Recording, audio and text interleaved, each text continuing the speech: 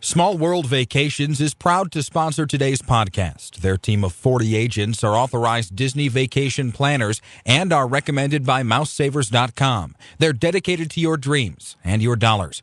Get your free price quote at wdwvacations.com. Small World Vacations, where the magic begins. This is Walt Disney World Today. Give us 5 minutes and we'll give you the world. It's Monday, December 24th, 2007, and this is episode 348 of Walt Disney World Today. I'm your host, Matt Hochberg of StudioCentral.com. On the show today, we have Mike Scopa of MousePlanet.com and All Ears. Nat, welcome, Mike. I have fast passes for Soarin'. Canada. Oh, Canada. That's right. Also on the show is Len Testa, co-author of the Unofficial Guide to Walt Disney World. Quickly, Len, say the ABCs backwards for starting at Z. Z, Y, X. You got me. Floor. Ask your buddy Jack. Exactly.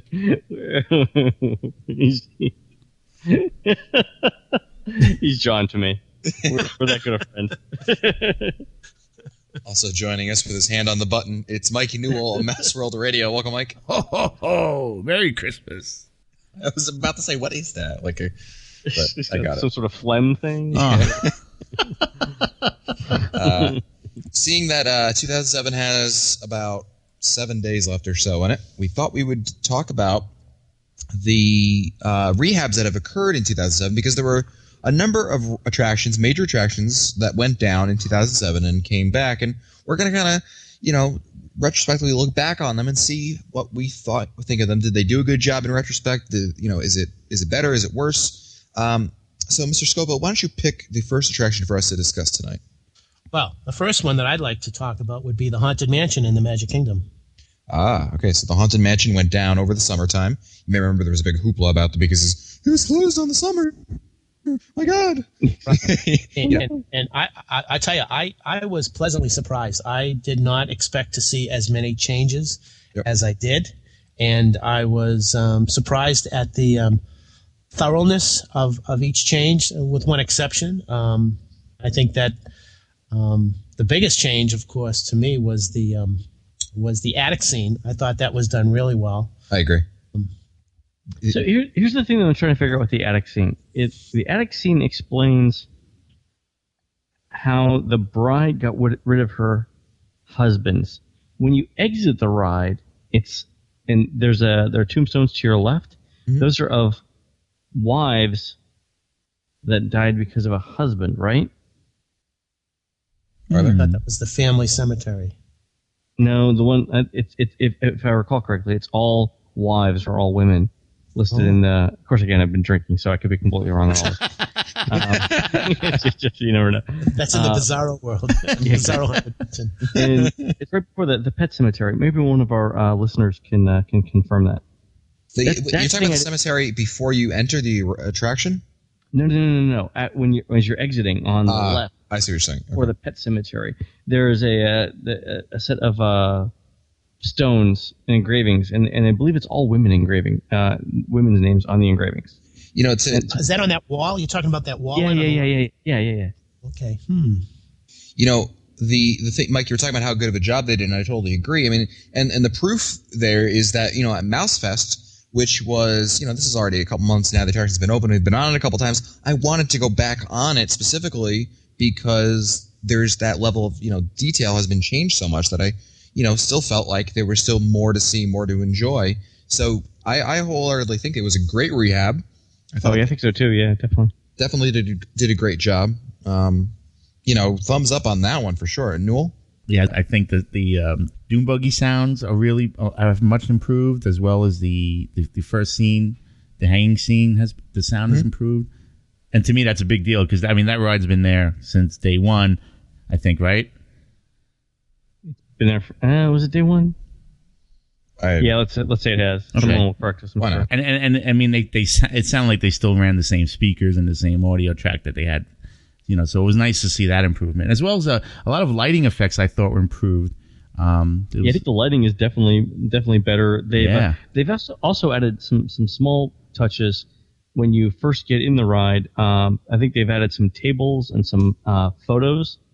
So remember when you're first getting on the ride, if you're looking to your right, I believe there are new paintings, right, where the lightning will flash and the paintings will change. I believe those are new. Yes. And those are great effects. And then I believe as you're turning that first corner to your is it to your right, there are new tables there and a couple just the small touches that they added probably weren't very expensive for Disney, but definitely added to the detail of the attraction. You definitely sensed it. I mean, there was a quality change there. Yeah, somebody went through and took time and took care, and made effort in getting it done. I think it was it's one of those good rehabs.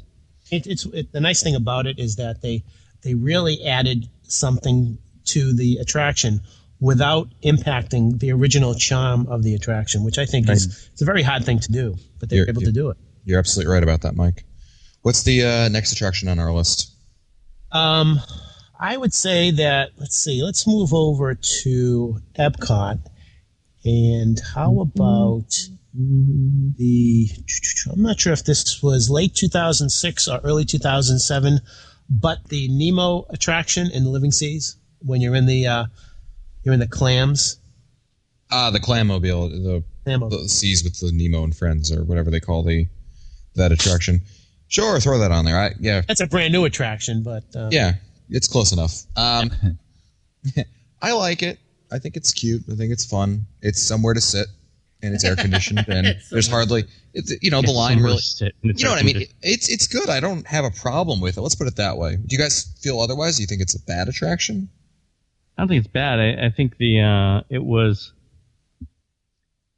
a great example of. It's a great demonstration of the technology. Yep. I don't know that I would have put it in that particular attraction, or that it is the technology necessarily is compelling enough to get on the attraction. Would I wait 20 minutes for it? No. I look at it this way, Len, and tell me what you think about this. Before this, we had half that pavilion walled off, a complete waste, really, in my estimation. You had the whole aquarium over there, that wasn't being used. The whole former attraction that you had over there, the Living Seas attraction, where you'd go through, and see the fish and everything, and that's missing. And that drives me up a wall when you have such a huge amount of real estate not being utilized, and they did something with it, and it ties in fairly well. I think. I mean, the attraction need to be updated. It's not bad. Again, I like the technology.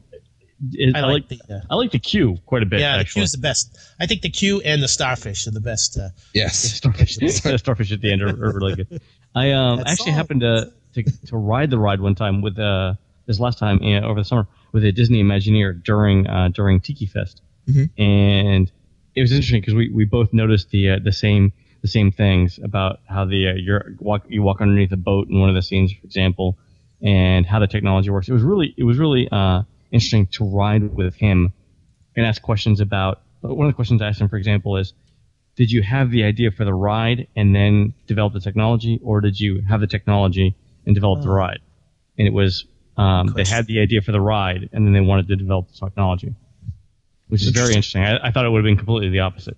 I wish someone had I wish there's like some sort of a master recording, whether it be audio or video. I don't care. I just want to hear everything the starfish says, because I mean, I always hear you hear bits and pieces of it, but Mr. Newell, get on that. She said, "Can you take me home with you?" That song. She says, "I know it's nice, but they never stop." Yeah. That's funny. But good attraction. Not going to be something. It's like, hey, Len, let's go ride the seas with Nemo and Friends. You're not gonna make a special trip over there to do it. And in fact, there are a couple of times when I've actually just instead of taking the ride, just walked around the building to the left and gone through the exit to get to the other displays. Mm-hmm. It's good to go on once. It's like Imagination, the Imagination Pavilion. You go on it once, you go on it a couple of times if there's no line, but it's not one of those things that you're going to go out of your way for. Yep, I agree. Staying in Canada, why don't we move over to staying in Epcot? Staying in Canada. Staying in Canada. Which one of us was drinking again? nothing says Canada like an aquarium. Huh? I was trying to explain my never mind. Canada film got redone. Thoughts on? I like the film. I think it's funny. Although I'm sure the jokes will become dated quite soon, but for right now, they're still very funny. I like the Celine Dion joke and the and the Soarin' Fast Pass joke. What do you guys think of the film? Well, we talked about this before. I think that one of the things that is lacking in the first half of that film is the use of the circle vision technology. The last time I saw it, and I believe I saw it in Mousefest, I remember watching it, and I remember trying to get an idea as to how much of the film actually made use of it. And it wasn't until the last third of the film that they really used it enough so that I found myself turning around. Yeah, in the Montreal scene. Right. Yeah. Yep. Yeah. And I think a lot of the scenes are many scenes are taken from the old film, either with new audio overlaid or in some cases audio deleted. Yeah. I mean, Mike's got a good point because, in the beginning they're showing Niagara Falls. Like, okay, where's everyone going to look? At the falls. No one's going to turn around and look at, Buffalo. You're looking at Well, but who would? Yeah, exactly. So, that's why I think that what they chose also, but I agree with them. What do you guys think of the song at the end? Is it the same song but with It's sung by the Canadian Idol winner who you thought was Avril Lavigne? No, it's is it Ava somebody? I don't. Some French woman. She's not French. She's Canadian. Canadian. French Canadian. You hoser. I I thought that the rendition of "O Canada" in this film was much better than the one in the other film. The other film had two. I believe there were two people singing. Male and female, I think it's right? much better with one. Much better with one. I really like the old version of it. The new version isn't bad. I'm sure I'll get used to it, and it is different, so I'll go along with that. What else we got there, Scopa? Well, let's see. Keeping in Epcot, I want to say that the Mexico. Yeah. Yes. Grand Fiesta Tour, Mhm. right? Yep. Actually, I thought I wouldn't like this, but I ended up liking it more than I thought I would. The story's a little disjointed, like you don't really understand sort of the middle part of. I know, really. We're talking. We're critiquing a 2.5 minute film about 3 birds flying through it, but whatever, like it's Fellini or something. The film is just okay. It's hard to understand it all going through the ride. Do you think it was better than the old one? Yeah, it's definitely better than the old one. The old one was kitschy and sort of 70s-ish. I said in the guide, I don't know if I said this on the podcast. It's interesting to see not how the films are made or the content of the films, but how each country chooses to illustrate itself during each of the films. Mm-hmm. So typically, all of the countries except for Mexico have there's always some parade going on, right, in all the films where people are waving flags and some sort of national day. You've always got the sort of history of the country. You've always got some sort of demonstration of the things that the country produces, the industrial might of the country. You've also got some sort of either overt or subtle reference to the military might of the country. Think about it, even in France, they do something with the horses walking through the Arc de Triomphe. Right. Yeah, so there's always some sort of military might conveyed in all the films except for except for China. And then there's always that that let's celebrate our minorities 10-second clip in all the films. Case in point, China. And they're talking about their history. They're talking about their culture, and they're talking about how westernized they are. But you just know that there's that 10-second clip of dancing Yi people halfway through the film. Right. Okay. So but for Mexico, really, they don't really focus anywhere on the films on anything other than tourist destinations. Well, you got to, as a thing, it's like, is that? But here's my question: is that what Disney thinks Mexico is, or did somebody in the Mexican government say, "Yeah, you know what, this is us"? I don't know. But it's an interesting question. Yeah, no, that is interesting. It's nothing, and I actually said in the guide, and Bob cut it out for some reason, that Mexico is the only film that focuses solely on the hedonistic pleasures to be found in its country. Anyway, Interesting. Newell, what's your thought on Mexico? that closes it for Meet the Press this week. Personally, I didn't like it at all. Really? Well, if you're not familiar with the other characters besides Donald, you're gonna go in there saying, "Who are these guys?" Yeah. Technically, only Panchito Panchito is the only Mexican caballero. True. Jose Carioca is from Brazil, and Donald is from Burbank. Burbank. It's very true, though. I mean, it's not truly. It's true. Yeah. Moving on, we have another attraction, and that's Finding Nemo the musical. I remember we saw a preview of this at MouseFest 06, but it didn't officially open until later. I know that was an annual pass preview we went to. I really like the attraction. I think I thought it's really well done. The soundtrack is amazing. I mean, if nothing else, you have to download the soundtrack, right, Newell? Oh, absolutely. I mean, I bought mine off iTunes. The entire soundtrack was there. It's really good. Very well done, I thought. Scopa, what do you think of the play? Well, one of the things that I liked about it was that it was real interesting to watch the puppetry that was being displayed, the skill set, and imagine trying to do what those performers do. It's choreography, it's singing, it's manipulating the puppets. It's just an amazing skill set that was shown. Yeah, very well done, I thought. Really, I mean, I would certainly list it as a must see. It's that good. And we also have Laugh Floor Comedy Club that opened up. Again, it was open and then closed and opened for revisions, and it's been up for most of 2007. Scopa, what do you think? It doesn't do anything for me. I don't know why. It just I agree. Doesn't. Aside from the churro joke, which is funny the first time. Yeah. You know, like that guy, whatever, that joke that they keep, the running joke they do every one. I mean, that was funny the first time, I thought. After that, since then, I've gone like 2 or 3 times beyond that, and just...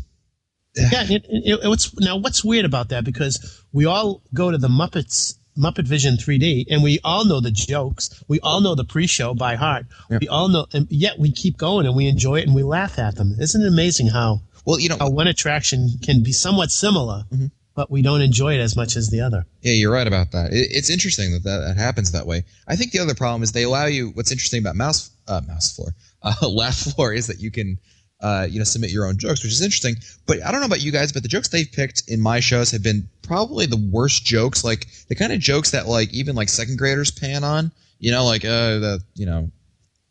Something a little bit above. Why did chicken cross the road? And something below. Sound out. How do you spell I cup?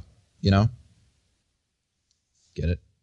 That was great. That would have been funny. But I mean, the jokes just aren't funny. The submitted jokes, and I'm sure a lot of them are for content more than anything. I'm sure they're edited. Yeah. And plus, also, I mean, the joke has to be short, not necessarily. You can't do a long one in a text message. So I don't know.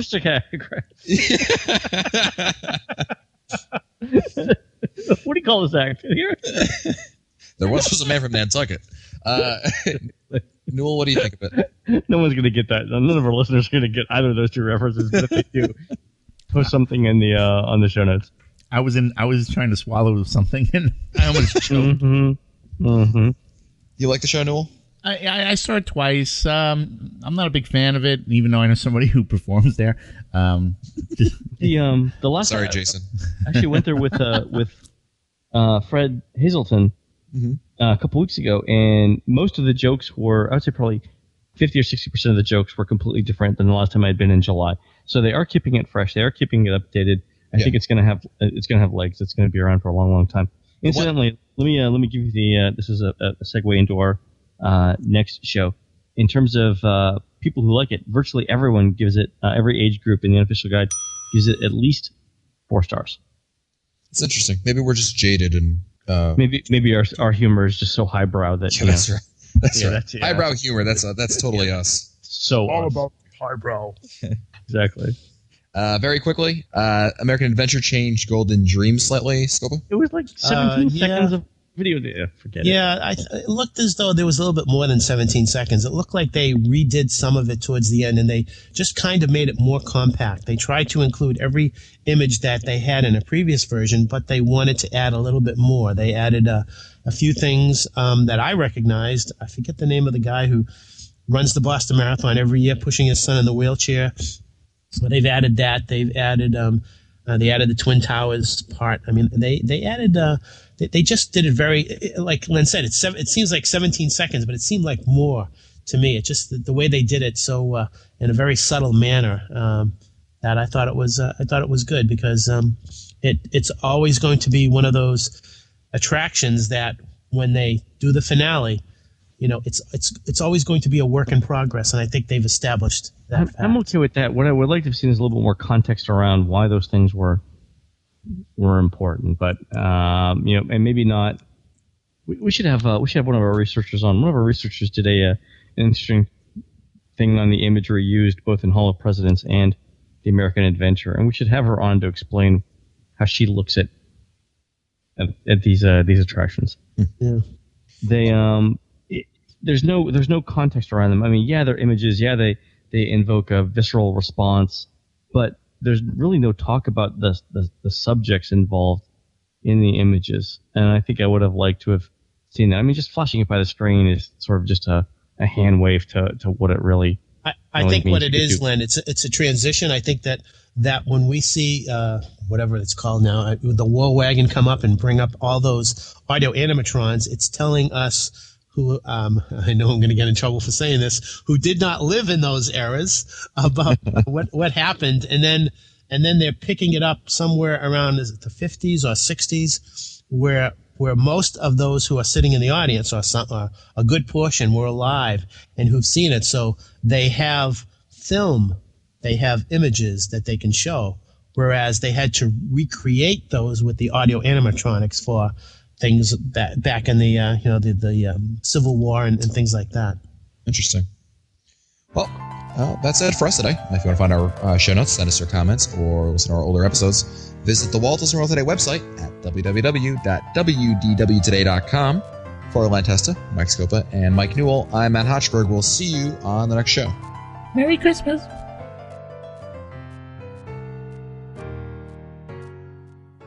This has been a production of Mouse World Radio. Small World Vacations is proud to sponsor today's podcast. Their team of 40 agents are authorized Disney vacation planners and are recommended by MouseSavers.com. They're dedicated to your dreams and your dollars. Get your free price quote at WDWVacations.com. Small World Vacations, where the magic begins.